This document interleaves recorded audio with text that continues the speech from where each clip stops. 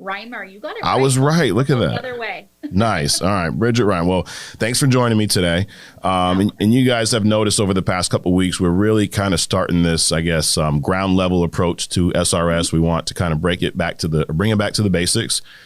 We had Danielle Byrne on a few weeks ago with just basic concepts. Last week we had Brad Allen on, who did a great job of breaking down how simple annuities really are. We talked about two use cases. We talked about the lifetime income rider, and then we talked about some bonus products. And each week we're going to progressively kind of get a little deeper, and hopefully you guys provide some feedback as to what you like to see and hear. So this week I decided to invite Bridget on, who runs the SRS division. I mean, way back from when it was AMS, even before it was even named anything. So Bridget's been involved in these, simple retirement solutions for about as long as we've been in business, probably even prior to that. So I figured who better to have on. So this week last week we did Annuities 101, we're gonna do IULs 101. So we're gonna take a good 15 minutes or so. I'm gonna throw some questions at Bridget, but the goal today is really just to get you guys to understand how simple the IUL product is, a couple of use case scenarios, and then over the next few weeks, we'll talk more about selling them, what that looks like. But so welcome, Bridget, and we'll hop right into it. So if you can, if I'm a brand new agent and I were to ask you, I have no knowledge of this, and I say, hey, Bridget, what's an IUL? Talk to me about what that conversation sounds like. Yeah, so it really is a simple product. An IUL is a life insurance contract, right? So it's already stuff you guys are selling. It just provides two benefits within one policy. So an IUL, being a life insurance contract, first and foremost provides a tax-free death benefit, just like any other type of final expense or mortgage protection insurance you're selling. The additional layer to that is a cash value account. So when you structure them, you have one monthly premium that goes to pay for two benefits in one policy. And Mike, that's simply what it is. What you do with the death benefit or the cash value might change based on the goal of the client, but really it's a life insurance contract that always provides those two buckets to go into. Got it. So one payment, two buckets. One is essentially just cost of insurance, right? Yep. And tax-free death benefit. Yep, for your tax-free death benefit. And we've seen, like any of you guys that have been in the field and have uncovered policies, unfortunately you'll find a lot of these IULs set up improperly, I guess, right? Yep. Where it's a minimum premium. And and if you're doing a minimum premium, Bridget, that's only covering the cost of insurance, correct? That's right. Yeah, you've dropped your premium down to pay for the one benefit, so the other one's going to suffer, right? Right. And if they're set up that way, I mean, how long do they last typically? I know each company's a little different, but...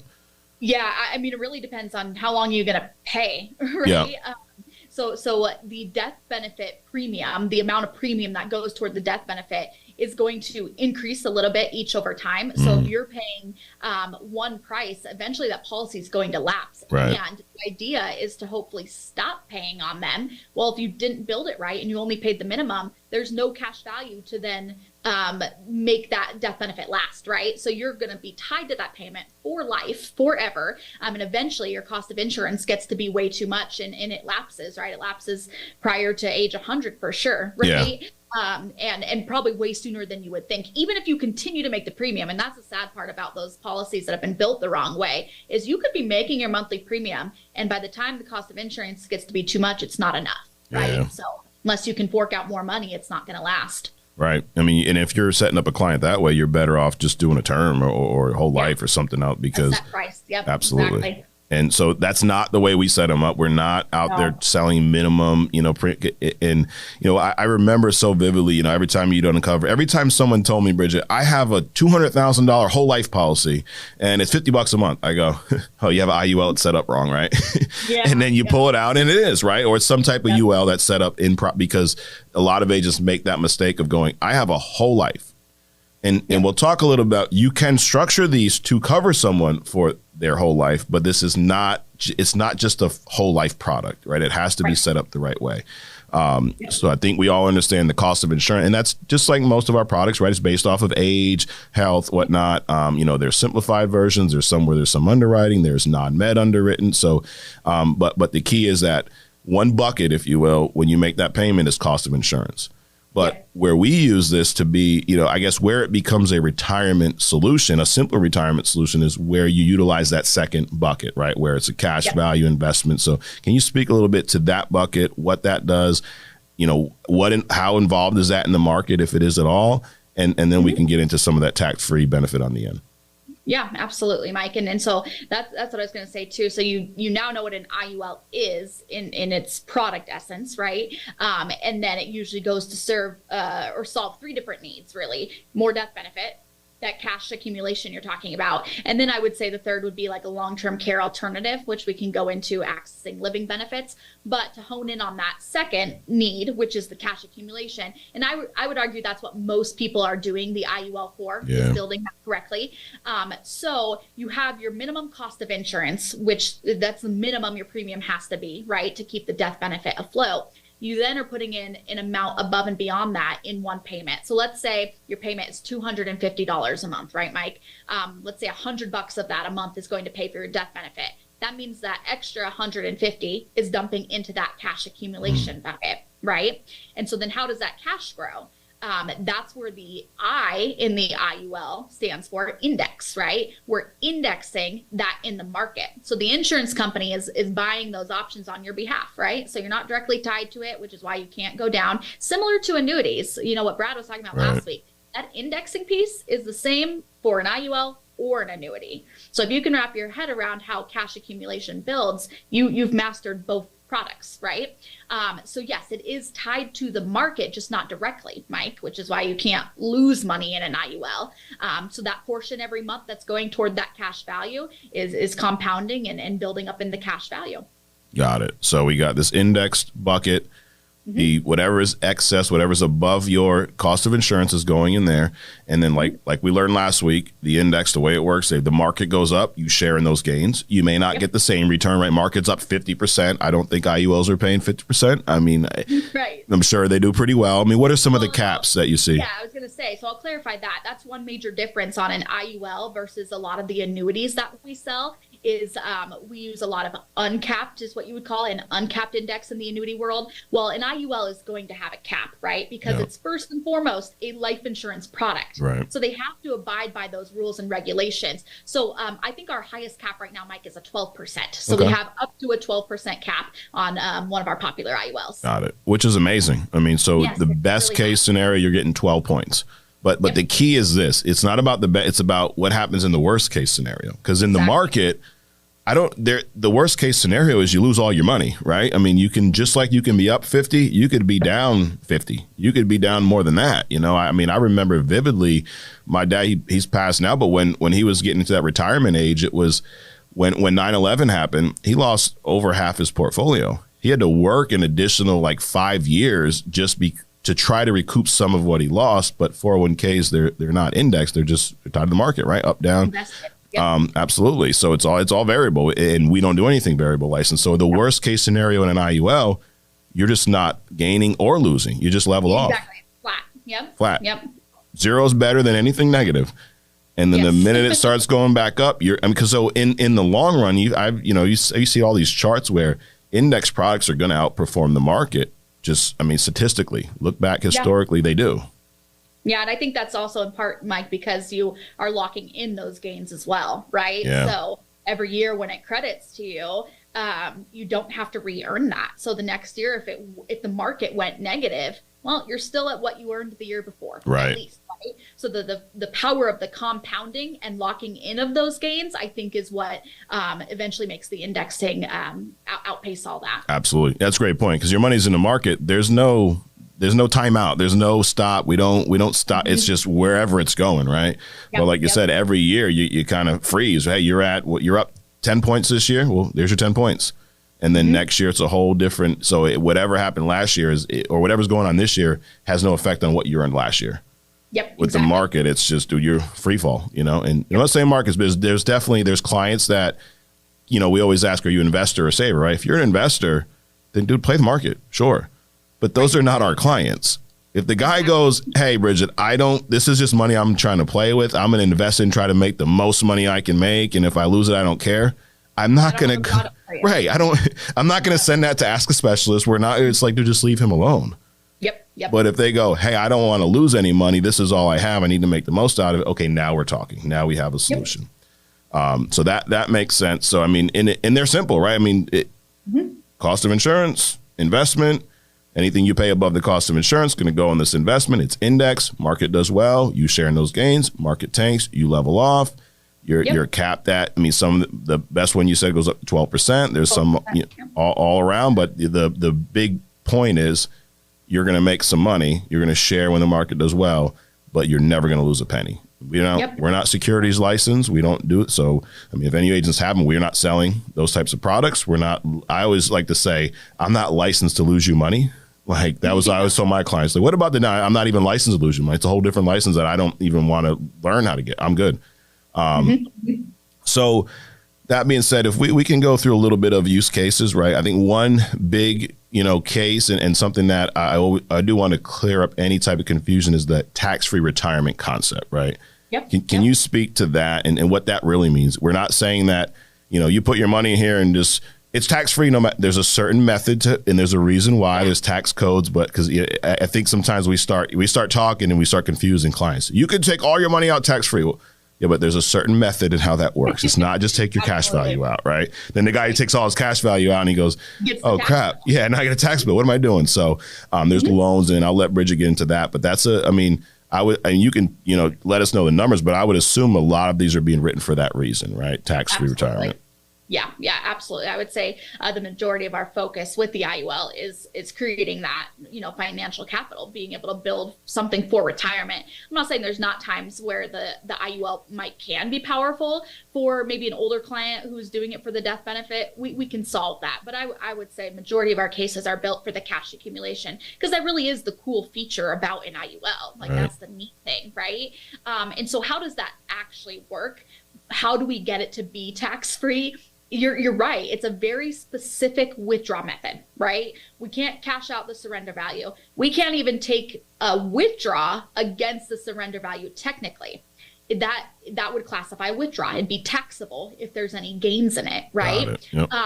The way you do it for tax-free retirement is through a very specific loophole called policy loans, right? So they're not giving so you go in, you want to start taking out $50,000 a year, right? You have a cash value, let's say it's $1 million, whatever. You're going to take out $50,000. You're not going to go process that as a withdraw, right? Give me a withdraw. On an annuity, it's a withdraw. You're taking it out, it's taxable. On an IUL, we get to borrow the money. They're giving me a loan, and my collateral is that cash value, right? So there's a few moving parts there. One, you get the loan of $50,000 and you can spend it on whatever you want. That's your living expenses, right? That's what you're taking it out for. It stays in that cash value as part of your indexing, and it's a loan. So guess what? They're charging you interest for that loan, right? But it's a very low borrowing rate. I think I just looked at one, Mike, the other day from Mutual of Omaha. It's like a 3 to 4% borrowing rate, right? But if these policies are averaging 6 to 7%, it's all paying for itself. Does that make sense? So you're not actually paying the loan back. The policy was built to self-sustain. So you take out the loan, which then it's just a loan. It's not reportable income. So it doesn't become a tax burden, right? It's tax-free. And the idea is that you're simply just never going to pay back the loans because the policy's cash value is still earning, paying the cost of that loan, the interest, right? And then the rest of the interest is still going into the cash value, which then just keeps that building. Does that make sense? Yeah. Yep. So it's a loan. It's no different than, hey, you go buy a car. You got to pay car taxes, but when you get that loan for the car, you're not paying taxes on the loan. You don't have to report that as income. You just have to pay it back, right? So this is the same. You're essentially taking a loan out against your own money, right? Because you have to have the cash value to take the loan. Yep. And there's, like you said, there's a small interest, 3-4%. But if these are averaging 6-7%, it's taking care of itself. Exactly. So there's no tax implications to the client. And as long as you're using that method. So no, you can't just take cash value out because that's a taxable event, right? But so use the loans. And I guess so the question that, a lot of agents or clients would have was, okay, well, do I ever have to pay it back, right? And then let's say, and we set up a lot of these, right, where we're going to illustrate at, I'm putting money into this for 20 years and then I want to retire at age 60 and here's what I'd like to withdraw monthly. And we can illustrate all that for the client, right? Yep. So if I go to you and I say, Bridget, listen, I want to retire when I'm 60,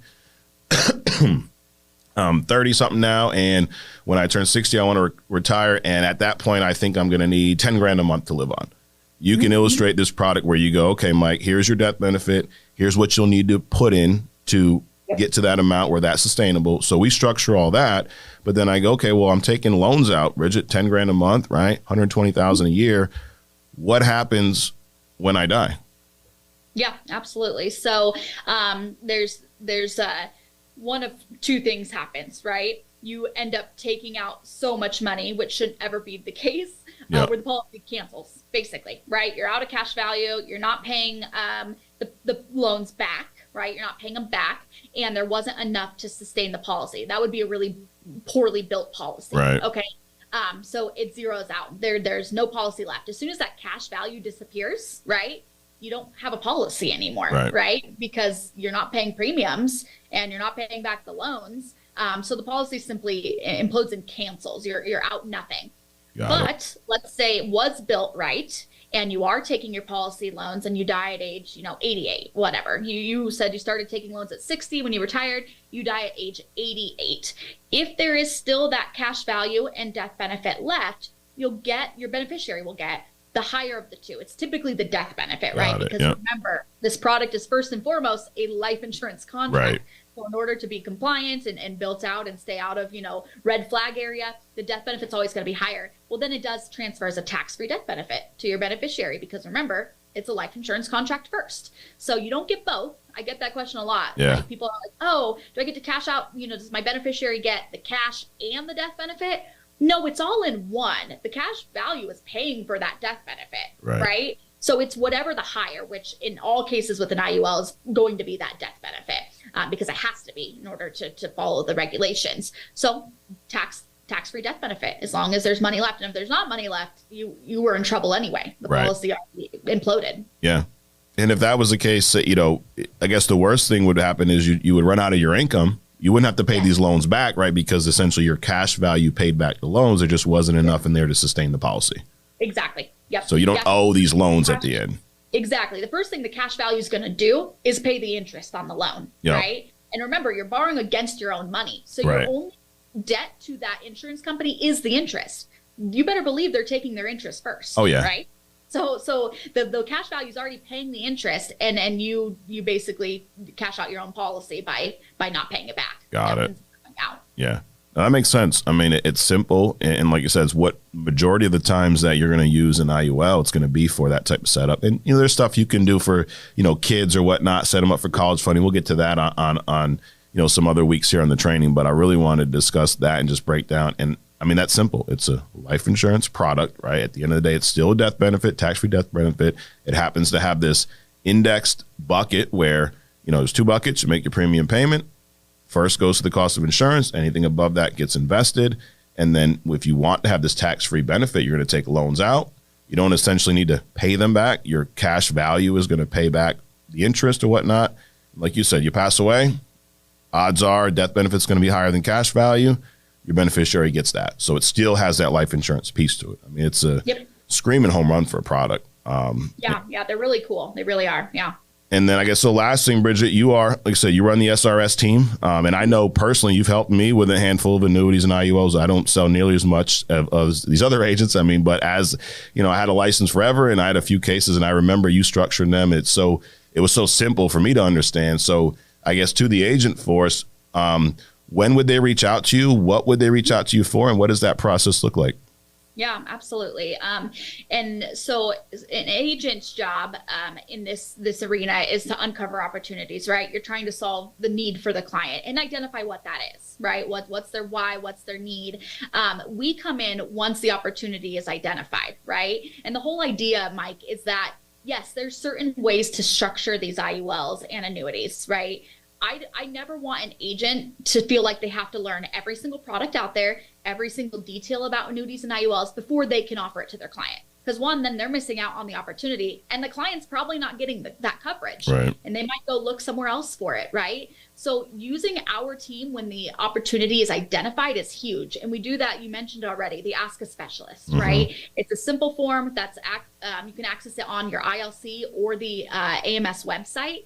And it gathers all the details. So basically all the fact finding you already did with your client, you're just transferring that info to me, right? You're saying, hey, Bridget, I've got this 30-year-old, Mike Sizer, We talked a little bit about building an IUL for retirement. Here's his budget. Here's his goals when he wants to retire. You already know all this info because you found it out when you were meeting with this client, right? You're simply transferring that information to us, and we're going to look at all the options, all the carriers. And that's our job here really in the SRS division, is to stay up to date on all policies, regulations, different products.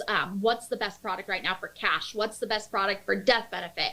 That's our job, so that you don't have to know all of it to be able to tap into this side, right? So you submit the Ask a Specialist, and within 2 business days, my team has done all the research to look at and compare. I mean, a lot of times, Mike, I'm running 4 different illustrations to see where they stack up and what's best.